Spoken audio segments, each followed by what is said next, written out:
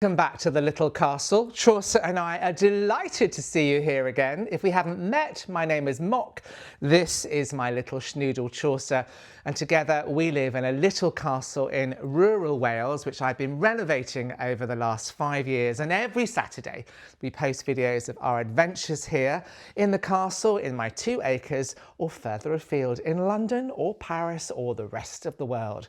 This is about slow country living at its best, so if that appeals to you, I'd love you to come and subscribe, and I'll see you every Saturday in your inbox. We have a real slow country living episode for you today. I'm out in the garden and I'm weeding. 2 acres here. My gardeners are away, so quite a lot to do. I'm over by the turret looking after the Dahlia garden and trying to get the weeds out of that. And then by popular request, I'm going to take you on a little bit of a tour around the garden and show you some of my garden sculptures, the ones that mean the most to me, and I'll talk about where I got them and why they're important. And then, you and I are going to go into my Airbnb. It's only been running for a couple of weeks. So far, 5 5-star reviews. Hurrah! Really excited about that, because for me it's about the future and allowing me the opportunity to slow down a bit more and spend more time here and less time working in London. But I've got some Airbnb guests at the moment. They're just about to leave this morning. So you and I are going to go straight in afterwards, see how they've left the place, and more importantly, we're going to see if they've written a review in the guest book. So hopefully you'll be there for my joy or for my sorrow and my learning. But for now, sit back, get yourself a cup of tea, a dog if you have one, and let's go into the garden. Should we go to the garden? Let's go into the garden.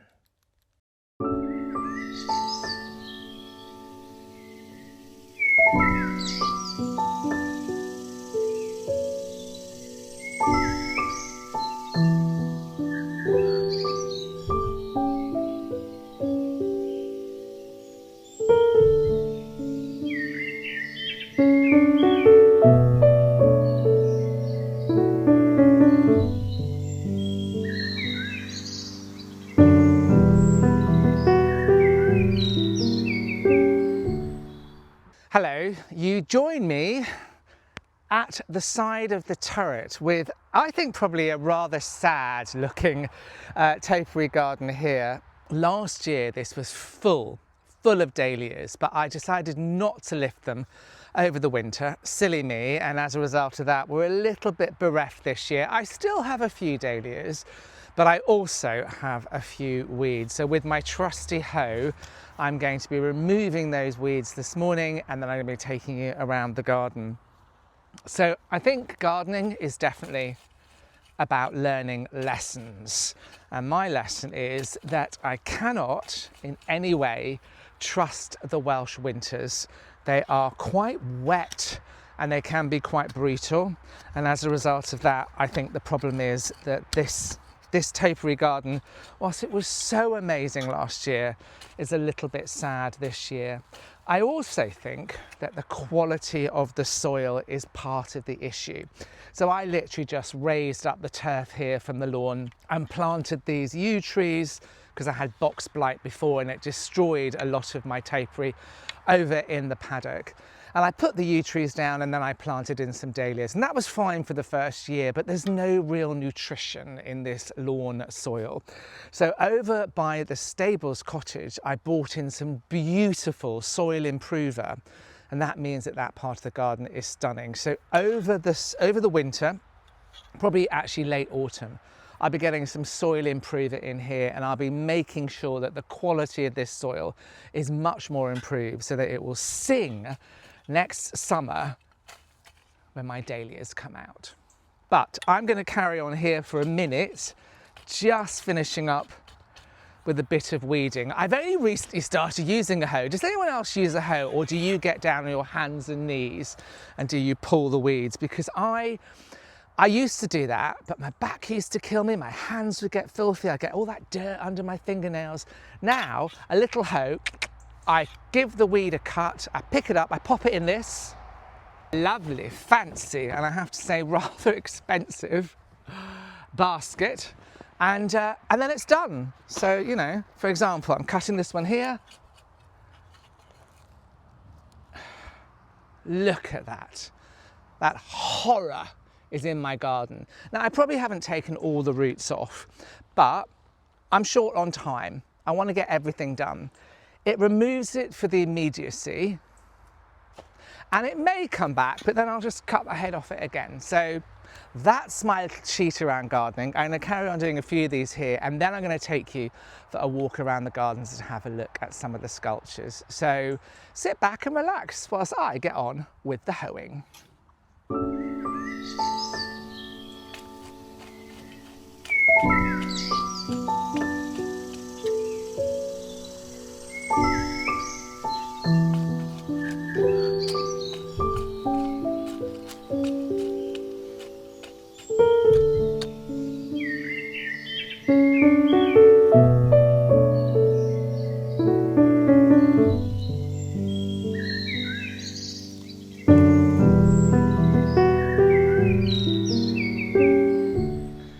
I want to show you these. Aren't they absolutely lovely? They're the remains of my Aliums. We had beautiful Aliums here in early spring, and I always try and dry them out. I'm going to pop them on the wall and make sure they carry on drying out. And I know I could probably reuse the seeds, but what I want to do is I want to reuse them as ornaments. And if I take you with me now, you will see that actually inside the turret, we'll see it from outside here, and then I'll do a shot inside as well. You can see what I did last year. I dried out, can you see them? Yes, just. I dried out these amazing Aliums. You can just see them through the window there. But let me show you what they look like inside. So here we are, the other side of the window. And can you see how gorgeous they look, framing the window there? And I want to show you something that I think is quite funny. That, can you see her? That's Edith. That's Edith, who's named after Edith Sitwell, who was a friend of Cecil Beaton. She was a poet and artist as well.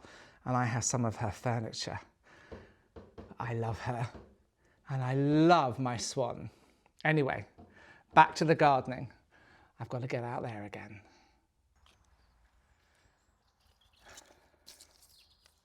So I'm going to place these here just to make sure that they dry out in the sun, and then I'm going to put them in the greenhouse later on.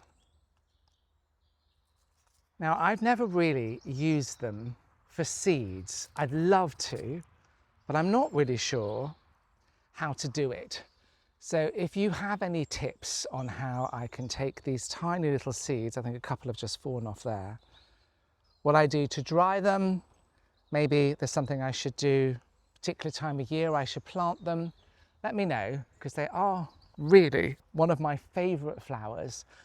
And there's nothing better than creating flowers from flowers you already have.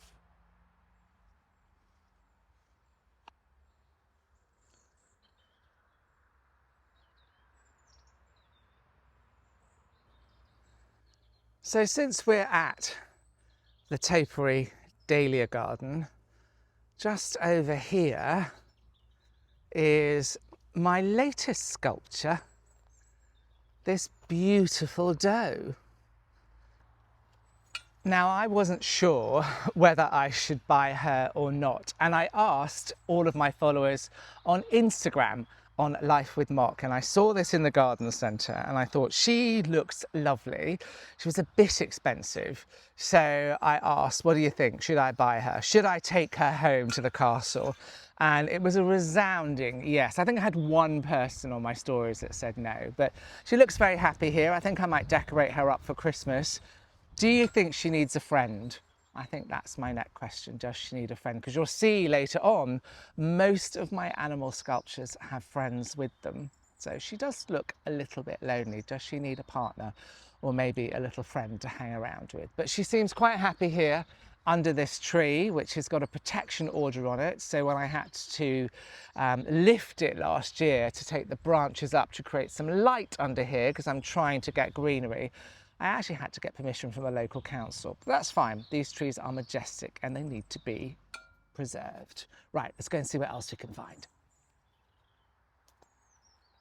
And so just up for my little doe, here we have my little angel.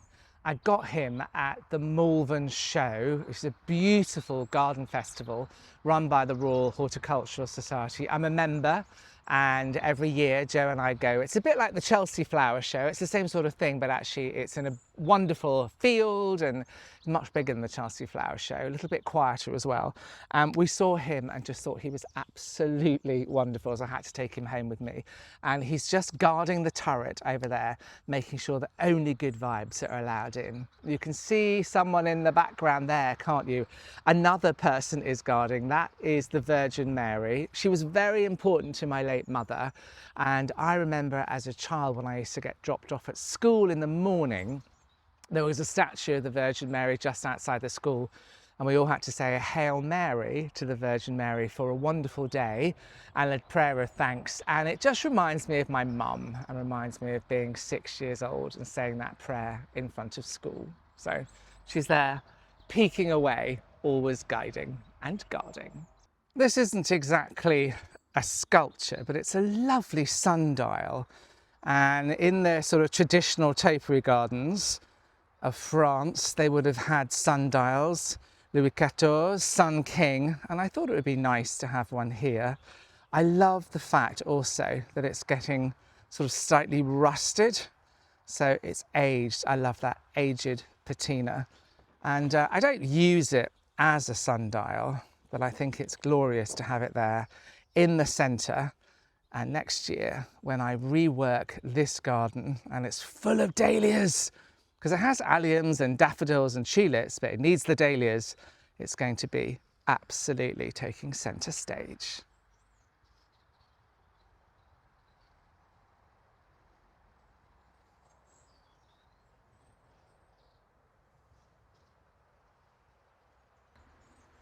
And this is my white garden, which is my homage to Vita Sackville West. And she was a lover of Virginia Woolf, and she had a turret at Sissinghurst and she wrote there, and she had a white garden. So this is my tiny little version. And here I have these, they're not really sculptures, but they're wonderful in the winter. I have these little metal flowers that you prod in the ground, and although they get kind of rather lost this time of year, when it's winter and there's absolutely nothing on the ground, they stand out and a reminder that spring and summer are around the corner, or certainly on their way. So my white garden here has a couple of white sculptures. I'll definitely show you this winter how they stand out and keep Vita's memory alive here at the little castle. Right, coming through, you can spot something there, can't you? These, I think, are the first thing we ever bought when we came here. 2 gorgeous sheep. Now, I haven't got a name for them, and I've just realised. So, I have a job for you. Can you name my sheep? They can't remain nameless. I'm shocked that I haven't given them a name because they're so beautiful. I'd love you to give me some ideas. You've got a slightly bigger one here, maybe a few days older, and this little lamb here. They like to gamble around the monkey puzzle tree, which is was planted for the millennium, so it's 25 years old. So if you've got anything, any suggestions, then let me know. I would love to know. I'll choose 2 names and I'll let you know on the next video. So, oh yes, that's very exciting little project, a little bit of homework. And these are 2 of my favourite things in the garden. I bought these like 20 years ago when I lived in Kensington. I saw them in a shop in the New King's Road, and I have Oscar and Lucinda. So they're pre-named, but I absolutely love them. They have gone everywhere I've ever lived. I even brought them to New York with me when I lived there, and they're probably the favourite things that I have. And those of you who followed me for a while will know how much I love my dogs. I have a little dog, Chaucer, now. But years ago when I lived in New York, I had a little dog called Skip, and he was a rescue. I worked in an animal sanctuary and I rescued him and took him home. He lived with me in New York and then came back to London and then Gloucestershire, and he really reminded me of Oscar and Lucinda. And although Skip's no longer with me, oh, the little man in many ways is, because I have these beautiful sculptures in the garden. Oh, and let me show you down here, he's looking a little bit wet. This is Rex, and I bought him at an art gallery in Hay-on-Wye, which is a town of books. Rex was named by my American friend Megan. I worked with her in New York many years ago, and I asked on Instagram what I should call this lovely sculpture that I got from Hay-on-Wye, and she suggested Rex, and I thought it was lovely because he's not a sly fox, he's a very majestic fox who probably likes his belly rubbed. Hay-on-Wye is an amazing town near us. It's a town of books. Hundreds of bookshops. Now, well, probably about 100 bookshops.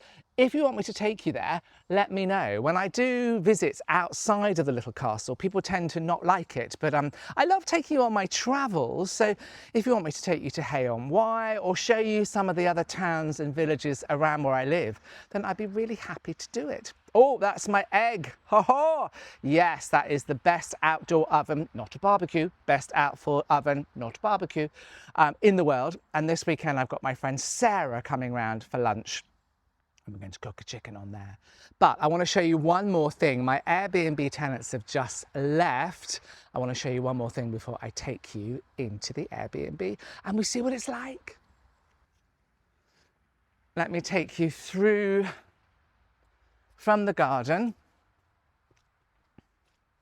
Look at that. That was an old chimney pot on the roof, and I just decided I couldn't throw it away, so I'm putting dahlias in it. Over here, some Alice in Wonderland in my auricular theatre. But I want to show you these. These pots are from Charleston, which was the country retreat of the Bloomsbury group. And Vanessa Bell, who was a sister of Virginia Woolf, lived at Charleston. And then her son Quentin, who was a sculptor, lived there too. And he sculpted these pots. And I absolutely love the fact that I have two of them outside my house. Right, let's close this door and we will get down to the Airbnb. Oh, taking a tumble there, and I will show you how the guests have left it and what they've written in the guest book. The walk down to the Airbnb is one of my favourite things here, down to Stables Cottage. And if you want to stay at Stables Cottage and do this glorious walk with me, or with your partner, or with a friend, or on your own, then the link is below. But this was just mud until recently, and I have to say, this garden here is one of the things I think I love most about living here. I love sharing my home with people, and I love the fact this beautiful garden greets them as they make their way down to the Airbnb. Right, let's have a look and see how it is. Well, everything's been reset nice and tidy outside, so let's have a look inside.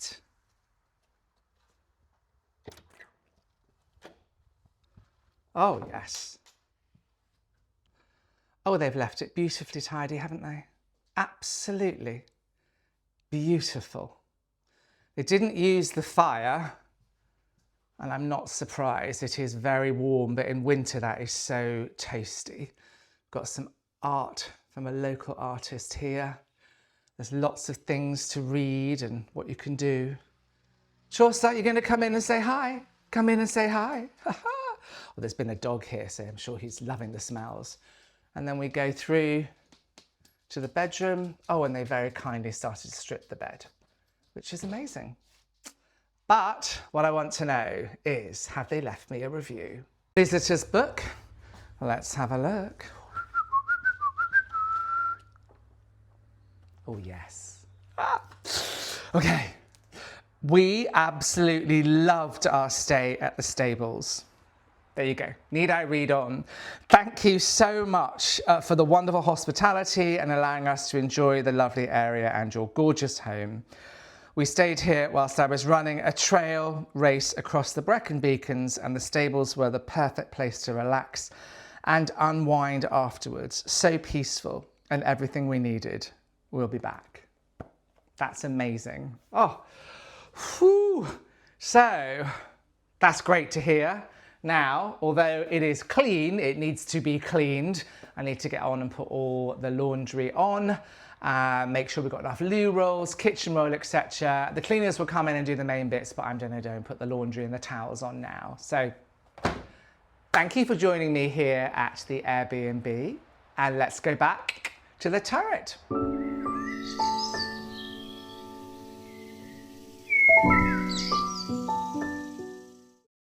Well, welcome back to the turret. I hope you enjoyed a tour of the garden sculptures and going into the Airbnb today. It was lovely to take you there. Thank you for joining us. Thank you particularly to my members whose names are coming up now. They are wonderful at supporting this channel. They pay a little bit every single month and they get exclusive behind the scenes videos, they get shorts, they get at least one long video a month. So do think about subscribing and becoming a member. If you haven't subscribed to follow me, then please do. Hit the button so you know when I will be back, and we are delighted to have hosted you here, and we will see you again next Saturday. But for now, I want to say hello to my friend Ash J, who's recovering from surgery. I wish you well, sir, and everyone else, wherever you live and whoever you love, I wish you well and I wish you joy. Take care. See you next Saturday. Isn't that right? See you next Saturday. Yes, we will.